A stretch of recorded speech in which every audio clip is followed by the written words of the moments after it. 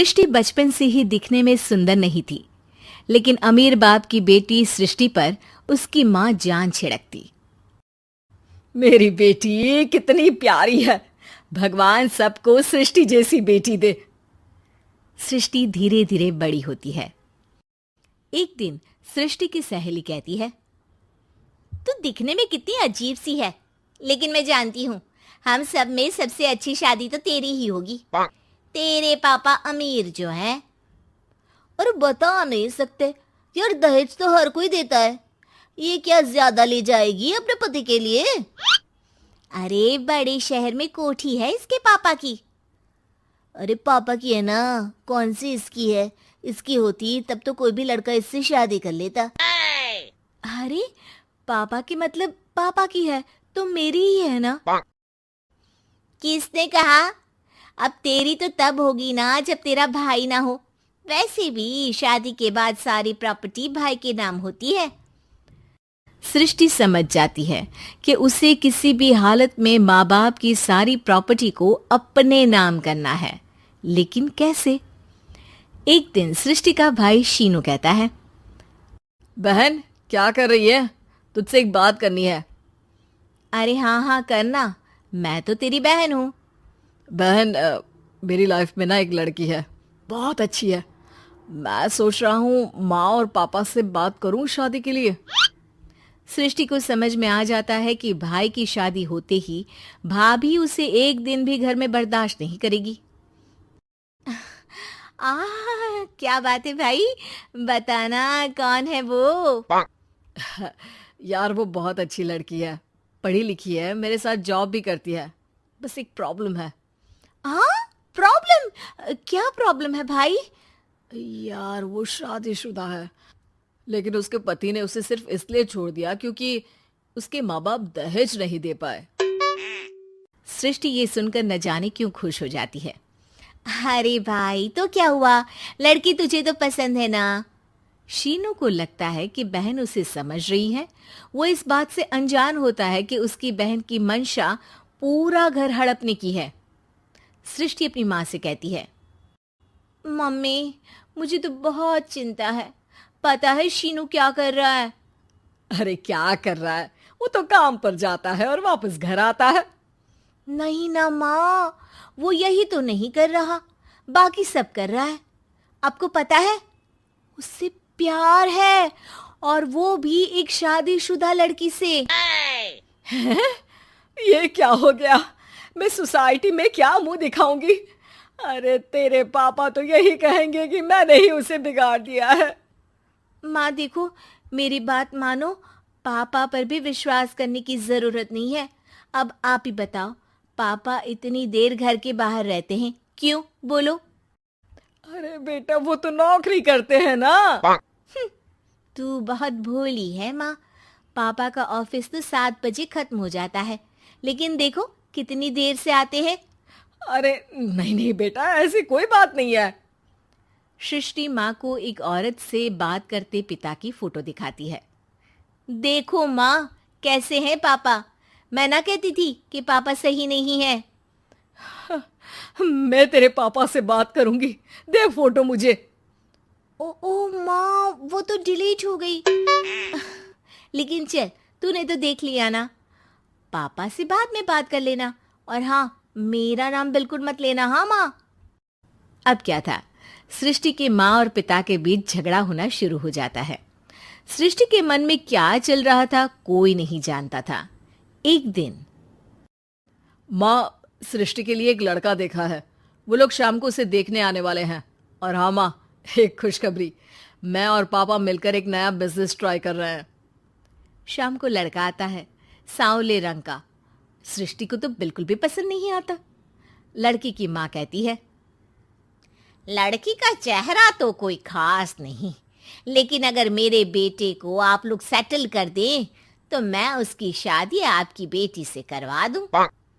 सृष्टि को लड़का बिल्कुल पसंद नहीं था। उसे भाई पर गुस्सा आ जाता है। लड़के वालों के जाने के बाद कहती है, माँ देखा शीनू मेरे लिए कैसा लड़का लेकर आया, न दिखाने लायक न सुनने लायक, सेटल भी नहीं, वो भी हम करे। अरे माँ, मैं जानती हूँ ये मेरी शादी किसी भी घर में क्यों करवाना चाहता है। अरे कैसी बात कर रही है बहन, तूने तो देखा ना, लड़के को मैंने ही मना कर दिया तुझसे शादी के लिए। जिसने लड़का बताया था उसने उसकी बहुत तारीफ की थी। बात आई गई हो जाती है, लेकिन सृष्टि का मन शांत नहीं होता। क्या करूँ, कुछ समझ में नहीं आ रहा। मेरी शादी हो गई तो ये लोग पूरी प्रॉपर्टी शीनू के नाम कर देंगे, मेरे हाथ तो कुछ लगेगा ही नहीं। तभी सृष्टि को आइडिया आता है। वो किसी वकील को फोन करती है। जी देखिए, अगर आपके मम्मी पापा का तलाक हो जाता है तो आपके पिता की आधी प्रॉपर्टी आपकी माँ के नाम हो जाएगी, फिर उसे वो किसी को भी दे सकती है। सृष्टि अब माँ को बेटे के खिलाफ भरती है। माँ, शीनू पर नजर रखा करो, वो जिस लड़की के प्यार में है ना, वो शादीशुदा है। यहाँ आएगी, सारा पैसा, रुपया, जमीन, जायदाद सब हड़प लेगी। पापा का भी हाल तुमसे छुपा नहीं है। ऐसा ना हो कि मैं और आप एक दिन सड़क पर भीख मांगे। हे भगवान, मैं तो जीते जी मर जाऊंगी अगर ऐसा हो गया तो। ऐसा हो गया नहीं माँ, ऐसा ही होगा। अभी समय है, आगे का सोच लो। मैं तो कहती हूँ पापा से आधी प्रॉपर्टी लेकर अलग हो जाओ। पापा की आधी प्रॉपर्टी भी हम लोगों को अगर मिल जाती है ना, तो अगले 7 जन्म सफल समझो। बेचारी माँ बेटी के कहने पर पति से तलाक लेकर अलग हो जाती है। सृष्टि अब पैसों से गाड़ी और अपने दूसरे महंगे शौक पूरे करने लगी। उसके दोस्त भी उसके पैसे इस्तेमाल करते। सृष्टि, कल तुम कहाँ थी? मैं सारा दिन घर पर अकेली थी। तो मैं क्या करूं? मैंने ठेका तो नहीं लिया है ना तुम्हें संभालने का। माँ को सृष्टि से ये उम्मीद नहीं थी। वो बैठकर रोने लगती है। वहीं उसका पति यानी कि सृष्टि के पिता आ जाते हैं। मैं जानता था कि तुम्हारा यही हाल होगा, तो आपने मुझे रोका क्यों नहीं? मैं रोकता तो तुम रुकती क्या? सृष्टि के कहने पर तुमने मुझ पर अपने बेटे पर शक किया, लेकिन तुम ये भूल गई कि कैसे हम दोनों ने मिलकर जीवन में इतना सब खड़ा किया। माँ पति के गले लग जाती है। मुझे माफ कर दीजिए, मैंने आपकी कमाई का एक बड़ा हिस्सा गवा दिया। कोई बात नहीं, तुम साथ हो तो मैं ऐसी 7 प्रॉपर्टी खड़ी कर दूंगा। तभी वहां सृष्टि आ जाती है रोते हुए। माँ, मयंक ने मुझे छोड़ दिया। वो बोल रहा था जब तक मेरे पास पैसे थे तब तक ही वो मेरे साथ था। पापा, माँ, मुझे माफ कर दीजिए। रजनी को बचपन से ही पेंटिंग का बहुत शौक था। वो हमेशा से ही पेंटर बनना चाहती थी, पर उसके माँ और पिताजी ने उसको कभी भी इस चीज के लिए सपोर्ट नहीं किया और उसकी शादी नीरव से हो गई। नीरव रजनी को बहुत प्यार करता था, पर रजनी हमेशा चुपचाप ही रहती। वो इस शादी से खुश नहीं थी। वो ये शादी नहीं करना चाहती थी। उसे तो हमेशा से पेंटर जो बनना था।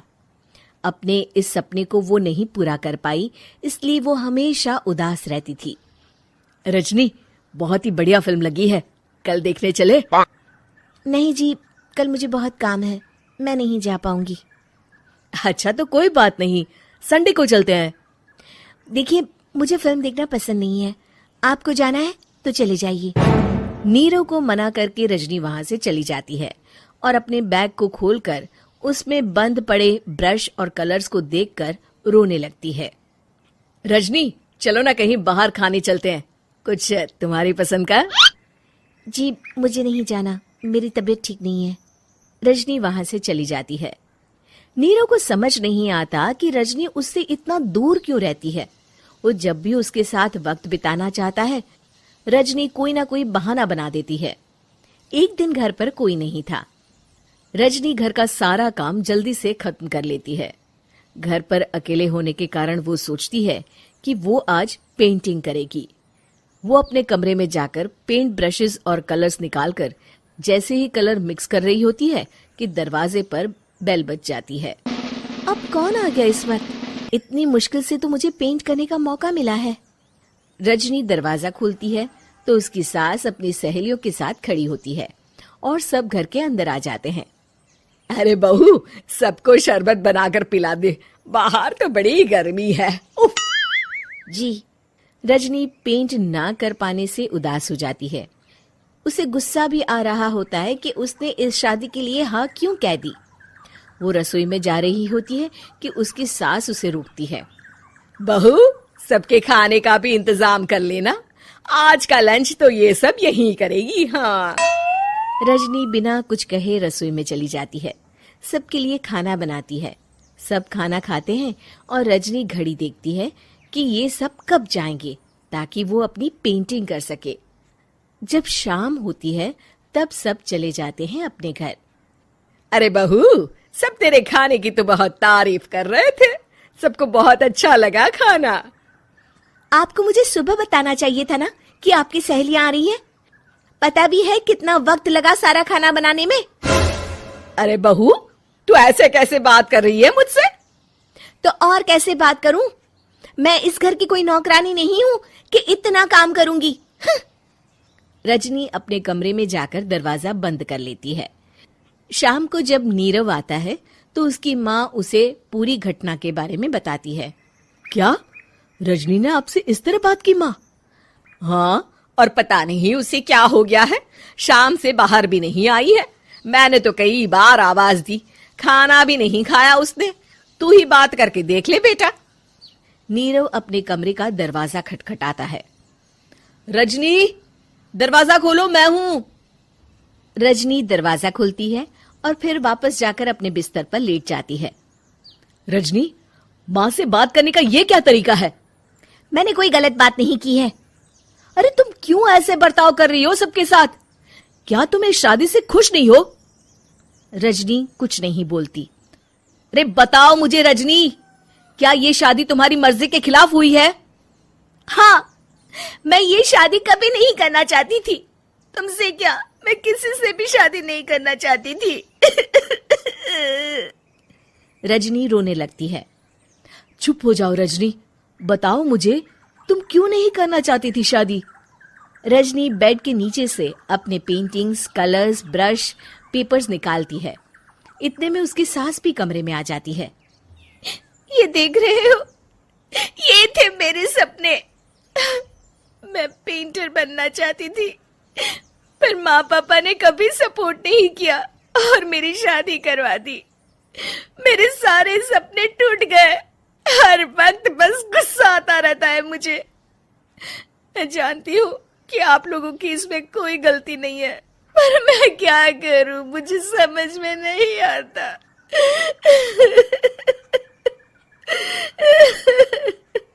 रजनी फूट फूट कर रोने लगती है। मुझे माफ कर दीजिए, आप दोनों के साथ मैं बहुत बुरा बर्ताव कर रही हूँ। अरे रजनी बेटा, चुप हो जाओ तुम। नीरव पानी लेकर आता है। ये लो पानी पियो और शांत हो जाओ। रजनी पानी पीती है और उसकी सास पेंटिंग्स देख रही होती है। अरे नीरव, हमें तो पता ही नहीं था कि हमारी बहू कलाकार है। अरे कितनी अच्छी पेंटिंग्स बनाई है, देखो तो। ये वाली तो मैं अपने कमरे में ले जाऊंगी। आपको ये पेंटिंग्स अच्छी लगी? अच्छी नहीं, बहुत अच्छी लगी। और तुमने हमें बताया क्यों नहीं? तुम जब चाहे पेंटिंग कर सकती हो रजनी। हम तुम्हारे सपनों को पूरा करने में तुम्हारा पूरा साथ देंगे। हाँ बेटा, हम कला की कद्र करते हैं। हम कलाकार तो नहीं, पर मुझे गर्व है कि मेरी बहू एक कलाकार है। रजनी, नीरव और सास तीनों हंस पड़े। कहानी है रामपुर गांव की, जहां के मर्द महिलाओं को हमेशा नीचा दिखाने की कोशिश में रहते। अरे अभी तक खाना नहीं आया, क्या मुझे एक और शादी करने की जरूरत है? नहीं जी नहीं, ऐसा मत करना, वरना मैं कहाँ जाऊंगी। खाना लेकर मैं अभी आई जी। गांव की पंचायत में भी फैसले हमेशा औरतों के खिलाफ ही रहते। मैं जो फैसला सुनाता हूँ वो भगवान की आज्ञा होती है। इस लड़के ने अपने मन से शादी करके अच्छा नहीं किया। लड़के को घर भेज दो और इसकी शादी इसकी जाति की किसी लड़के से करवा दो। लेकिन ये लड़के, इसे तो गांव के बाहर निकाल दो। नहीं नहीं जमींदार साहब, ये क्या बोल रहे हैं? ऐसा नहीं हो सकता। मेरी बेटी मासूम है, इसे अच्छे बुरे की समझ नहीं है। अरे कहाँ जाएगी ये बेचारी? कहाँ जाएगी? इतनी चिंता है तो पूरे परिवार का गांव निकाला कर देते हैं। बेचारे पूरे बसे बसाए परिवार को गांव छोड़ना पड़ता है। चाहे जो हो, अगर बेटियों को कंट्रोल नहीं कर सकते तो गांव में रहने का कोई मतलब नहीं है। यहाँ औरतों को दब कर रहना होगा। कोई भी अपने हिसाब से कुछ नहीं कर सकता, सब ईश्वर की मर्जी से ही होगा। तभी गांव का एक आदमी दौड़ा दौड़ा आता है। सरपंच साहब, जमींदार साहब, वो कालिया है ना, उसकी बेटी पढ़ने के लिए शहर जा रही है। अच्छा, ये कब हो गया? और कालिया की हिम्मत कैसे हो गई ऐसा करने की? लेकर आओ उसे और उसकी बेटी को। बस फिर क्या था, हाजिर हो जाते हैं कालिया और उसकी बेटी सरपंच के सामने। और कालिया, ये क्या सुनने में आ रहा है? बेटी को इंजीनियर बना रहा है तू? और ये बता, गांव में तो स्कूल नहीं है, फिर कहाँ से इतनी क्लास पास कर गई तेरी बेटी? राधा, जो कि कालिया की बेटी है, उसे लगता है कि सरपंच उसकी तारीफ कर रहे हैं। सरपंच जी, मैंने ऑनलाइन पढ़ाई की है, डिस्टेंस लर्निंग से। सभी में मैंने अच्छे नंबर पाए हैं, जिसे देखते हुए शहर की इंजीनियरिंग कॉलेज में मुझे स्कॉलरशिप मिली है। वाह जी वाह, क्या होती है ये? पहले तो ये बताओ, फिर आगे की बात करते हैं। पूरा गांव राधा की बात सुन रहा था और राधा बोलती जा रही थी। तो ऐसे मैं फ्री में एक अच्छी शिक्षा लेकर गांव में जो कुछ परेशानियां हैं, जैसे बिजली, पानी और इंटरनेट जैसी समस्याओं के लिए काम करूंगी। मैं गांव को शहर से जोड़ने के लिए पुल का निर्माण करवाने का प्रस्ताव रखूंगी। मुझे पूरी उम्मीद है कि जल्द ही हमारा गांव भी तरक्की की राह पर चल पड़ेगा। राधा की बात सुनकर सारे गांव वाले ताली बजाने लगते हैं। सरपंच को समझ नहीं आता कि वो क्या करे। चुप रह नादान लड़की, गांव के खिलाफ जाने के लिए तुझे गांव से बेदखल कर दिया जाएगा, वो भी पूरे परिवार के साथ। और हाँ, अगर ठीक से गांव में रहना चाहती है तो ये पढ़ाई लिखाई छोड़ दे। हम तेरे लिए गांव का कोई होनहार लड़का देखेंगे। तभी गांव का एक आदमी बोल पड़ता है। अरे नहीं नहीं सरपंच जी, राधा बिटिया जो बता रही है, अगर वैसा हो जाए तो हम लोगों को पैसा कमाने के लिए बाहर नहीं जाना पड़ेगा। हाँ जी, और ना ही कोसों दूर पानी के लिए भटकना पड़ेगा। हमारे बच्चे भी अच्छी पढ़ाई कर सकेंगे और आगे बढ़ेंगे, ना कि हमारी तरह खेती करते बैठेंगे। क्यों गांव वालों, राधा बिटिया का साथ देना चाहिए ना। सरपंच देखता है कि गांव राधा के साथ है तो वो चुप हो जाता है। वो घर आकर अपने सलाहकार से बात करता है, जो बहुत ही चालाक किस्म का इंसान होता है। अरे सरपंच साहब, आपको बहुत ही होशियारी से काम लेना पड़ेगा। एक बार गांव तरक्की कर गया, यहाँ के बालक पढ़ लिए तो कोई ना पूछेगा आपको। और फिर ये जो बेटा और बेटी है ना आपके, इनको भी आम लोगों की तरह ही जीवन जीना होगा। हाँ, लेकिन करे तो क्या करे? वो ना आप मुझ पर छोड़ दीजिए, बस मैं जैसा बोलूं करते जाइए। अगले रोज सुबह जब गांव वाले सोकर उठते हैं तो राधा के घर के बाहर और साथ ही वो लोग जिन्होंने राधा का सपोर्ट किया था, उनके घर के आगे लाल रंग से कल आऊंगी लिखा होता है। कल आऊंगी? यह क्या होता है? अरे यह तो खून से लिखा है, लगता है कोई भूत प्रेत या चुड़ैल का साया है। चलो सरपंच जी के पास चलते हैं। सभी सरपंच के पास जाकर उसे सारी बात बताते हैं। और ये तो बड़ी मुश्किल की बात है। चलो, मैं एक बाबा को जानता हूँ, उन्हें बुला लेता हूँ। सरपंच बाबा को लेकर गांव के घर के बाहर जाता है। ओहो, तो ये वो चुड़ैल है जो उन लोगों को निशाना बनाते हैं जो गांव को बदलने का सपना देखते हैं। वो गांव को ऐसे ही संपन्न देखना चाहती है। वो नहीं चाहती कि कोई बाहरी यहाँ का कायाकल्प करे। क्या तुम लोगों में से किसी ने गांव को बदलने की सोच रखी है? तभी राधा की माँ रोते रोते आती है। मेरी राधा घर से गायब हो गई है। अरे कोई तो बचाओ, मेरी बच्ची कहाँ गई?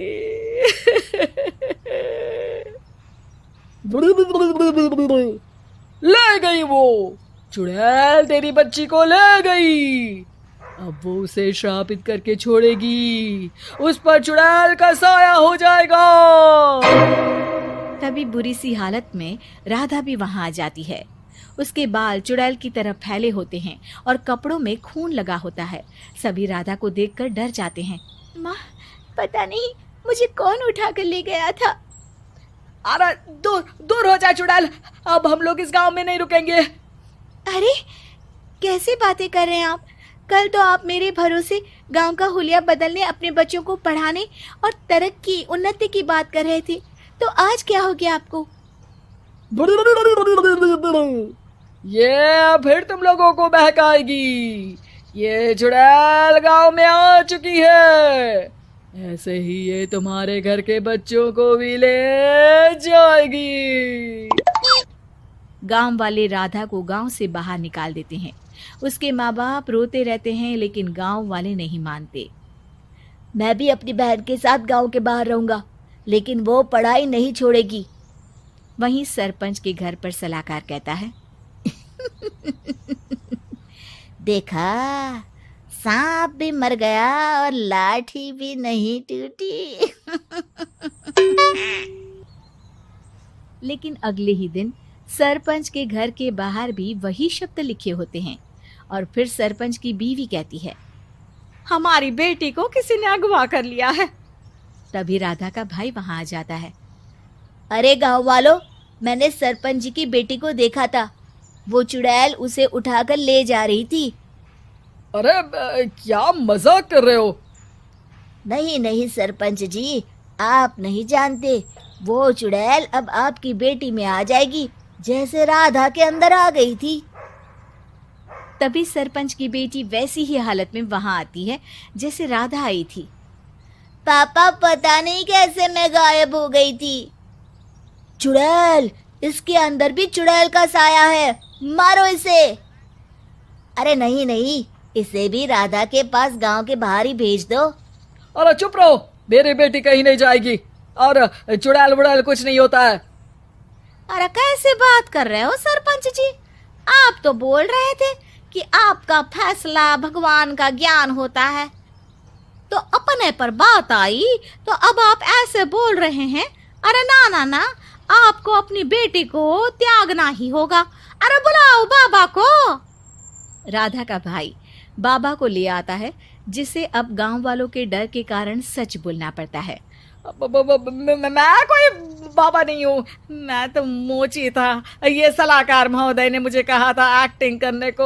अब वो मुझे पैसे देने वाले हैं। अब मुझे माफ कर दो। गलती हो गई, मुझे माफ कर दो। तभी वहां राधा आ जाती है। देखा सरपंच जी, जब गांव के बच्चे साक्षर होंगे तो आप जैसे लोगों की चालाकी नहीं थे।